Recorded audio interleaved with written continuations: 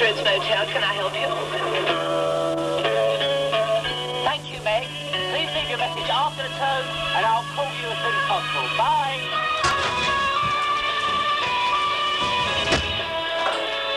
Hi. Yeah, sorry, you got the answer phone, yeah. Yeah, I know it's tonight. Yes, I know, yeah. Yeah, I know. When I was about 4 years old, I was taken ill one night and my parents took me downstairs and Peyton Place was on, which was an old, steamy 60s soap opera. And my mother just let me watch it. Then she let me stay up. Then, of course, there was Coronation Street and Crossroads and Peyton Place still carried on, so I just got into them that way, really.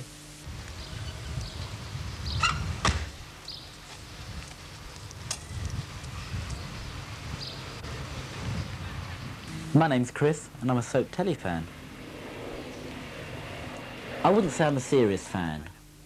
I'd say I'm a fan with an interest, because I like what goes on behind the scenes. I know what goes on behind the scenes. I've been on the sets of some of them, so I know what goes on. I think a fan is someone that actually believes they're real, a true fan.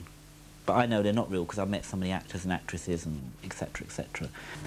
My soap day starts off about 7 o'clock in the morning.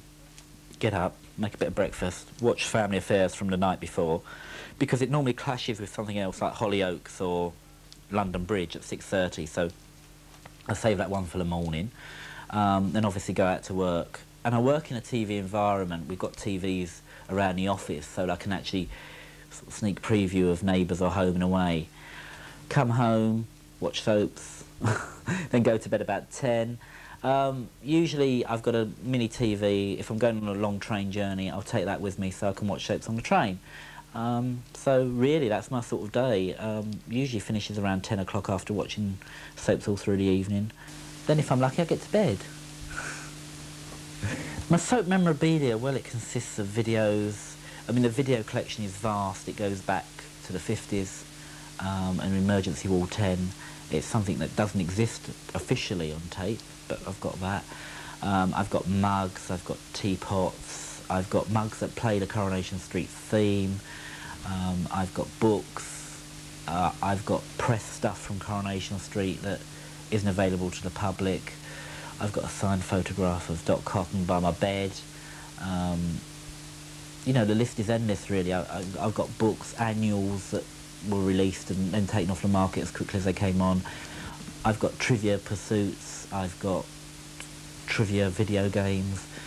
In fact, I've got so many videos now that have been recorded off TV that I had to move just to accommodate because I ran out of space. I think my workmates and friends find it all a bit funny, really, that I'm such a big soap fan. My name's Vince, I'm a lodger with Chris. Living with him's quite bizarre sometimes, you know.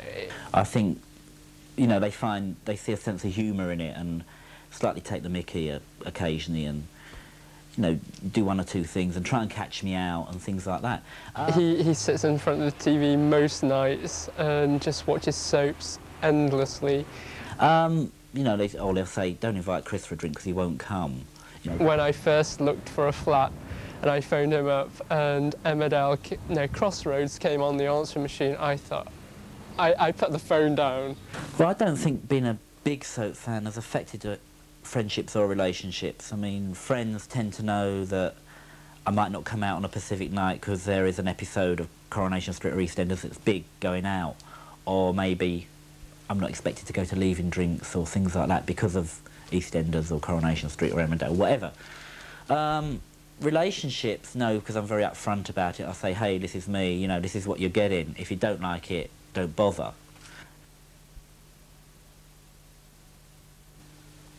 Well, soaps have affected my life in a very big way.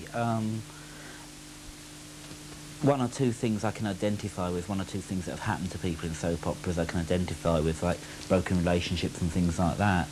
But not only that, the fun side of it is, I mean, for instance, it cost me a lot of money, particularly the night of the Crossroads fire. I mean, it was a very important episode. I didn't have a video then, so I had to get home. The underground failed, so I ended up spending about 40 quid in a cab to get home. I started off with one video way back in the 80s, and that wasn't enough, so I got 2 videos, and that wasn't enough, so I got 3 videos. I've ended up with about 7 or 8 videos all over the house, and then I've got 3 at my mum's, so just in case there's a power cut here or something.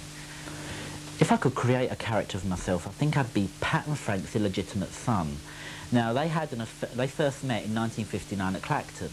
Now, just so happens I was born that year, so it could work. I could be their son, and, you know, I sort of decided that I want to find out who my real mother is, and it leads me to Walford. And Pat, and of course Pat and Frank are, you know, in the same area now, so it would work quite well, I think. And you know, it did get published in a paper once, but they've not seemed to have taken it up. But I'm here, and I'm waiting for the call, you know, if they're watching. I'd sum up my passion with the soaps as mad, silly, wasting my life, but fun.